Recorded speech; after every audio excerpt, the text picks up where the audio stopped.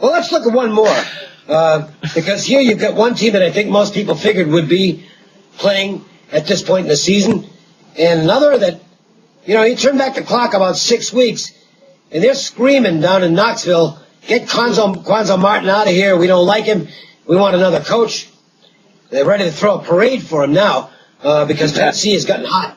Tennessee was the most underseeded team coming into this tournament. If you look at the Ken Pom rankings, and there's no bias in the Ken Pom rankings at all, they're just pure numbers and metrics. This team was borderline top 10 on the metrics, so they had actually underachieved during the season. But they're not underachieving anymore. They're playing really good basketball now. Michigan, John Beeline might be the best game coach in the country. Boy, is he tough to go against. He's got a lot of time to prep for this game. That's going to make this a difficult assignment for the Volunteers, I think. Well, when you look at coaching matchups, there's no question. A lot of you do have some coaches here that are going up against it. Virginia, against Izzo, and these favorites basically have the coach that is, quote unquote, the better of the coaches, or let's just say the more experienced of the coaches. But as time passes, things change. Tennessee has just gotten absolutely red hot. They handled Iowa. That was an overtime game, but they handled Iowa. They beat up Mass and they beat up Mercer. And you might argue that they aren't the toughest teams in the world to play, and they're not. Michigan, on the other hand, didn't have that much trouble with Wofford, I should say, is speaking properly. And Texas, they handled them pretty easily too. And Texas, a young team, so they just didn't get into the game. But these are very tough teams. Tennessee has absolutely been red hot. They have the physicality underneath. This game should be very, very tough. There's no question about it. Coaching edge, of course, to Michigan. Well, and that's the thing, because in a close game, I don't know. I think I actually think Tennessee might be the more talented squad. But Beeline really scares me, especially with this much time to prep. I think this is personally, I think this is the toughest in the first round of the Sweet 16 games from my vantage point. And I don't think I'm going to end up with a play on it. What I will tell you is this. Tennessee that was a good Mercer team they beat on Sunday. And obviously in the first round they looked superb. These guys are really good, and they have tremendous confidence in themselves right now. And the one thing we found out in this tournament, the SEC, which was pretty much badmouth throughout the year, it's way down this year, blah, blah, blah, blah. Turns out the SEC has some pretty good teams in it. Kentucky just knocked out a legit number one seed in Wichita State. They played a great game to do it. We know what some of the other teams, Florida is the overall number one seed. I mean, the conference is actually a lot better than people thought it was. And Tennessee, they're a dangerous basketball team. Here's the other thing, John. I just, the number here troubles me. Why isn't this number 3 or 3.5? Because I know the public is going to bet Michigan in this game. I know they are. And to me, when I see that number, that 2.5 number has always been an interesting one to me, more so in football than basketball. But when I see 2.5s, and I know the favorite's the popular side, makes me look at the underdog. I'm not going to say that I'm going to necessarily do that here. If it was a football game, I would. Because if it was a football game, it'd be a pretty good indicator from the odds maker where they're trying to get the action. Not so much the case in basketball, but I got to respect Tennessee's recent play here. And I think I would lean to Michigan, but don't chisel that in stone. John? Yeah, the odds maker certainly favored Tennessee, or gave more respect earlier as they opened this game around 1, and now it's moved up to 2.5 on Michigan. The thing that stands out for me when I look at the differences between these teams, it would be one matchup edge, and that would be rebounding. I mean, this Michigan team does everything well except one thing, and that's rebounding. 303rd in the nation in rebounding. Not a big team in the front court. When the Big Ten Tourney title game, people were back in Michigan State. Michigan was a +3 dog, and boy, did they get hammered in that game. Michigan State held them to 31%, and then they shot 50%, won the battle of the boards, won the game easily. And here you have a Tennessee team. That's the strength. They got Stokes and Maiman up front, monster guys in the low post. Tennessee 20th in the nation in rebounds, and Jordan McRae 18.6 points per game. It's a team that can set you up with the low post setting it up first in the low post, and that opens things up along the perimeter.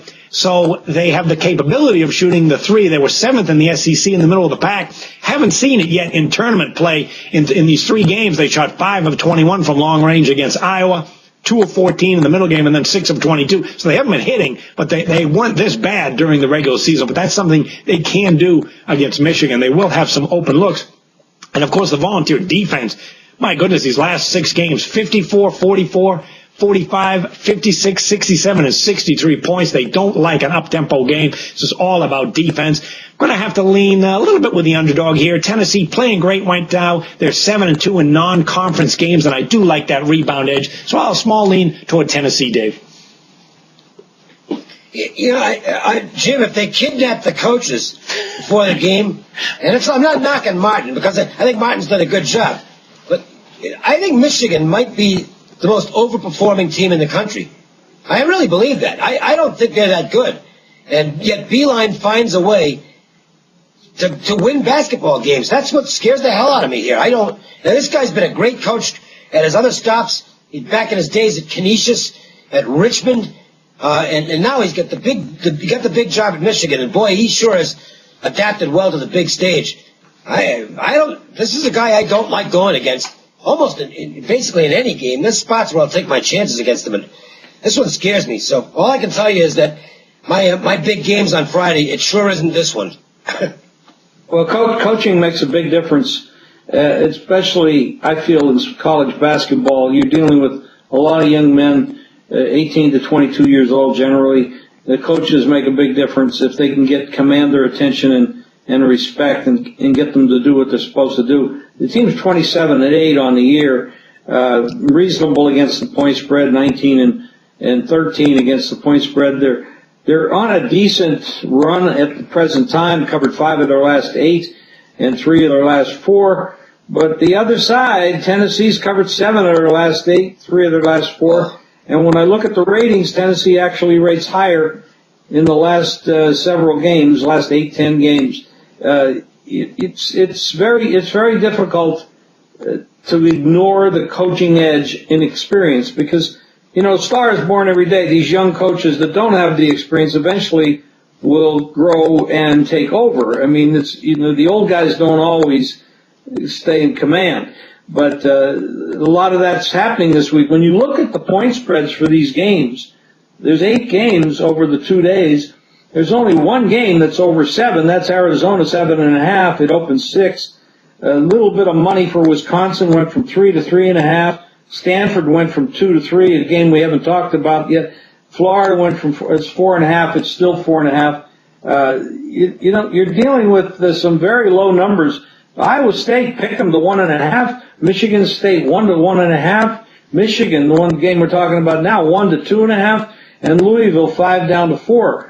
I don't know. Can you remember a Sweet 16 where there's no big numbers? I mean, there's one game that's got a 7.5. Everything else is low. Well, part of it is that there's no Cinderellas left. These are all good. These are all pretty good. Tennessee, you can argue there'll be some people who say that Tennessee's a Cinderella because they've got a low seed. But that was, again, it was a terrible seed. The Tennessee-UMass game, they had the seeds backwards in the game. UMass was never a 6 seed. It was a terrible job of the committee, and Tennessee was not an 11 seed. So anyway, overall, the committee did a much worse job in their seeding than they did in their selections. Yes, I mean, they made no question. They maybe took some teams they shouldn't have left some out, but the seeding was absolutely horrendous.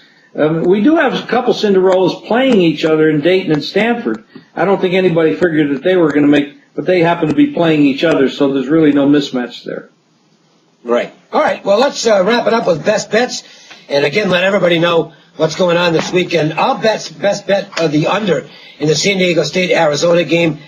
I think they'll barely get over 100 in this game. It's going to be a war, not for the faint of heart. So that's the best bet. Your best bet is absolutely my best bet, which is my college tournament game of the year. Goes on. It's one of the 4 Friday games. I like the game a lot. And again, you don't have to wait until Friday to get the game. Call right now and get it at a good number. 1-866-896-1629. It's only $29 or $25, I beg your pardon. In addition to that, you're going to get a full week of my NBA and college. And while you're on the line, ask about the baseball, okay? Because it's my best sport. I know it's not the most popular sport out there. It's the least popular as far as the bettors are concerned among the three major sports. I don't count hockey. But there's money to be made, and you want to grab your share of the profits. Find out about it. 1-866-896-1629. Make sure you're on for this big game. John, Mr. Vegas with the big 5-play countdown. That's right. Mr. Vegas has a Wise Guys Game of the Year. This play is $50 online right now at JimFeist.com. If you want to get it with a special, it's a 5-play countdown going Friday. All 5 plays for $15, including that Wise Guys Game of the Year. 1-866-896-1627. What are you using for a best bet, John? Best bet will be that first game, Arizona Wildcats. Okay. So we've got one Arizona, one under San Diego State and Arizona. Jim, you've got your best bet in just an absolutely awesome offer because you've been on a big roll. And here you got this just alone, this one game, the Sweet 16 game of the year. That's $100 by itself online. So right off the bat, people are making $75 for doing nothing. Well, hopefully they'll make a lot more than that after they cash a ticket. But thanks, Dave. Yeah, if they call 1-866-841-1655, you get the guarantee along with my Sweet 16 Game of the Year, which is $100 online, as Dave mentioned. But you get, if I don't win, which I don't expect that to happen, you'll get the rest of the college and the NBA through April 7th. My inner circles have been red hot. My games of the year, 6-0. This is another one. This will be 7-0. Call 1-866-841-1655. Now, I do have other plays for sale right online. When you call 1-866-841-1655, ask about this special play and ask about whatever else I have. Or you can go right to JimFeist.com, which is where you are right now, and you can buy everything online as well. Oh, this best bet. This is not one of my bigger plays, but I'm going to give you Dayton, the Dayton Flyers, to win this game straight up over Stanford. All right, so we've got a little variety pack. Arizona from John, the under in that same game from me, and Dayton plus the small number against Stanford. This is going to be a fun weekend. Can't wait to see the 8 teams that survive and move on to the Elite 8. Good tournament this year. Even if they did get some of the seeding wrong, it hasn't impacted the quality of the games. They've been outstanding. It's a good tournament.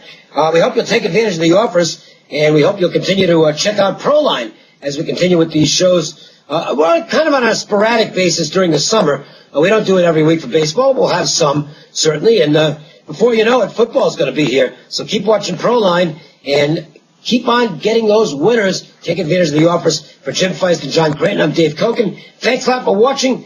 Good luck this weekend, and we'll talk to you soon.